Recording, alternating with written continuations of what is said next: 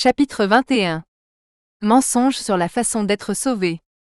Vous savez désormais que ce nouveau leader mondial, l'Antéchrist, vous mentira sur ce que vous devez croire et qui adorer. Vous savez qu'il prétendra qu'il est Dieu, et exigera votre adoration. Vous entendrez en outre son mensonge, selon lequel vous devez l'adorer, pour être sauvé. Sa marque sera liée à cela. Il dira qu'avoir sa marque, vous sauvera. Rappelez-vous que Satan veut être Dieu, alors il imite ce que Dieu a fait. Quiconque croit en Jésus pour son salut éternel, est marqué par Dieu. Dieu scelle les croyants de son Saint-Esprit. Le Saint-Esprit est la marque de Dieu. Cette écriture fait référence à Jésus lorsqu'elle dit en lui vous, avez cru. En lui, vous aussi, après avoir entendu la parole de la vérité, l'évangile de votre salut, en lui vous avez cru et vous avez été scellés du Saint-Esprit qui avait été promis, lequel est un gage de notre héritage pour la rédemption de ceux que Dieu s'est acquis, à la louange de sa gloire. Éphésiens 1, 13-14. Satan a aussi une marque. C'est la marque de l'Antéchrist. La marque qui vous permet d'acheter et de vendre. C'est pourquoi il ne faut pas prendre la marque. Ce n'est pas un outil innocent, qui vous permet de participer à l'économie. En acceptant la marque de l'Antéchrist, vous l'acceptez comme votre autorité, vous mettez votre foi en lui et vous l'adorez. Ne vendez pas votre âme à Satan.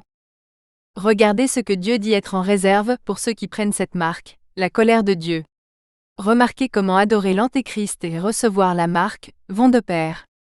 Dans ces versets, l'Antéchrist est la bête et l'agneau est Jésus. Un autre ange, un troisième, les suivit en disant d'une voix forte, « Si quelqu'un adore la bête et son image, et reçoit une marque sur son front ou sur sa main, il boira lui aussi du vin de la fureur de Dieu, préparé sans mélange dans la coupe de sa colère. Il sera tourmenté dans le feu et le soufre, devant les saints anges et devant l'agneau. La fumée de leur tourment monte au siècle des siècles. Ils n'ont de repos ni jour ni nuit, ceux qui adorent la bête et son image, et quiconque reçoit la marque de son nom. » Apocalypse 14, 9-11. Cette écriture nous dit que ceux qui obtiennent la marque sont trompés. En quoi ont-ils été trompés? Cela nous le dit. Adorez l'Antéchrist, la bête. La bête fut prise, et avec elle le faux prophète, qui avait accompli sous ses yeux les prodiges par lesquels il avait séduit ceux qui avaient pris la marque de la bête, et adoré son image. Ils furent tous deux jetés vivants dans l'étang de feu et de soufre. Apocalypse 19, 20. La seule raison pour laquelle les gens adorent quelqu'un ou quelque chose, est ce qu'on leur offre en retour. Les croyants adorent Jésus à cause de son amour pour tout le monde, et de l'acte qu'il a accompli pour prouver cet amour. Il est mort pour sauver tout le monde. En mettant votre foi en Jésus et en l'adorant, il promet la vie et la paix éternelle. Jésus promet le salut en retour. L'Antéchrist veut ce même type de dévotion et d'adoration. Il promettra la même chose. Il vous mentira, et vous promettra également la vie éternelle. Il vous remplira de faux espoirs. Vos prophètes ont dit tant de choses insensées, fausses jusqu'au fond. Ils ne vous ont pas sauvé de l'exil, en pointant vos péchés. Au contraire, ils ont peint de faux tableaux, vous remplissant de faux espoirs. Lamentation 2, 14 traduction nouvelle vivante. Cette écriture nous rappelle que Satan, et donc l'Antéchrist, prétend être un ange de lumière. Car de tels hommes sont de faux apôtres, des ouvriers trompeurs, déguisés en apôtres de Christ. Et cela n'est pas étonnant, puisque Satan lui-même se déguise en ange de lumière. Il n'est donc pas étrange que ses serviteurs aussi se déguisent en serviteurs de la justice. Leur fin sera selon leurs œuvres. 2 Corinthiens 11, 13-15. Ici, nous voyons Jésus avertir les gens contre les faux Christ. Jésus leur répondit, « Prenez garde que personne ne vous séduise. Car plusieurs viendront sous mon nom disant, c'est moi qui suis le Christ. Et ils séduiront beaucoup de gens. » Matthieu 24, 4-5. Ne vous laissez pas égarer par l'Antéchrist. Vous avez déjà appris qu'il se déclare Dieu. Vous avez déjà appris qu'il semble ressusciter des morts. Il vous dira qu'il est aussi Jésus, et qu'il peut vous sauver la vie. Ne le croyez pas. C'est Jésus qui parle ici, et qui vous en avertit. Mais vous ne voulez pas venir à moi, pour avoir la vie. Je suis venu au nom de mon Père, et vous ne me recevez pas. Si un autre vient en son propre nom, vous le recevrez. Jean 5, 40, 43. Le mensonge tordu en jeu ici est que le fait d'obtenir la marque du leader, la marque de Satan, pourrait vous sauver la vie temporairement. Vous pourriez en effet survivre à la tribulation, parce que vous pouvez utiliser la monnaie mondiale. Cependant, le prix est très élevé. Le prix ultime. Votre âme. Que gagnez-vous lorsque vous perdez votre âme? Rien. Vous avez tout perdu. Jésus dit alors à ses disciples, si quelqu'un veut venir après moi, qu'il renonce à lui-même, qu'il se charge de sa croix et qu'il me suive. Car celui qui veut sauver sa vie la perdra, et celui qui la perdra à cause de moi la trouvera. Que servirait-il à un homme de gagner le monde entier, s'il perdait sa vie? Ou que donnerait un homme en échange de sa vie?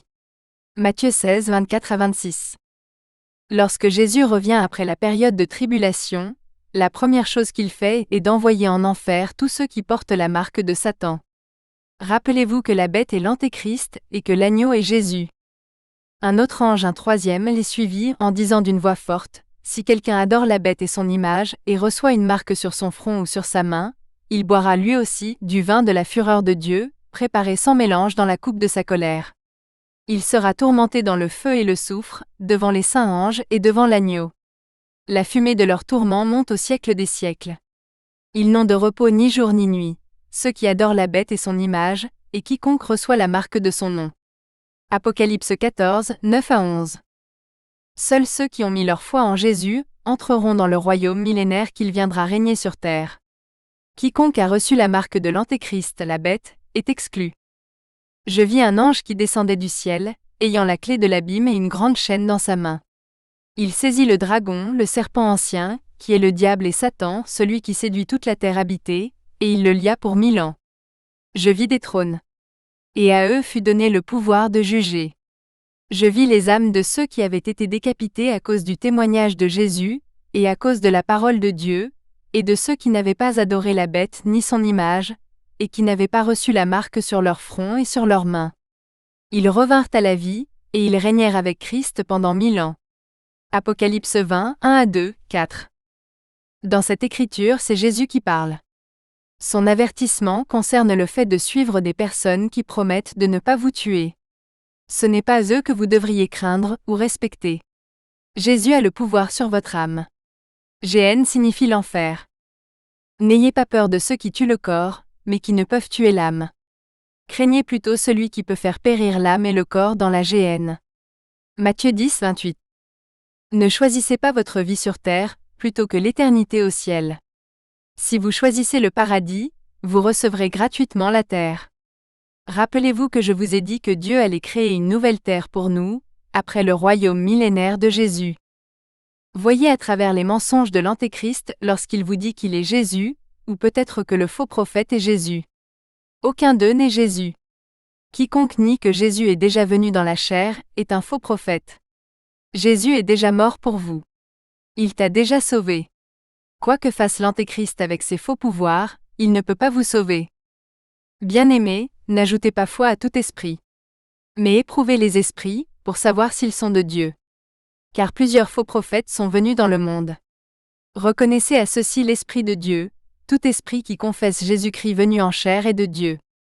Et tout esprit qui ne confesse pas Jésus-Christ venu en chair, n'est pas de Dieu. C'est l'esprit de l'Antéchrist, dont vous avez appris la venue. Or, il est déjà dans le monde. 1 Jean 4, 1 à 3. Il n'y a qu'une seule façon de sauver votre âme. Vous devez croire que Jésus, le Fils de Dieu, est mort pour vos péchés, a vaincu la mort et règne au ciel avec Dieu. Alors Pierre, rempli du Saint-Esprit, leur dit, chef du peuple et ancien d'Israël, si nous sommes interrogés aujourd'hui au sujet d'un bienfait accordé à un infirme, et si nous savons comment il a été guéri, sachez-le tous, et que tout le peuple d'Israël le sache, c'est au nom de Jésus-Christ de Nazareth que vous avez crucifié, et que Dieu a ressuscité des morts, cet homme se présente ici devant vous en pleine santé, en lui. Il est la pierre que vous, qui bâtissiez, considériez comme vaine, et qui est devenue la principale de l'angle. Il n'y a de salut en aucun autre. Car il n'y a sous le ciel aucun autre nom qui ait été donné parmi les hommes, par lequel nous devions être sauvés. Actes 4, 8 à 12.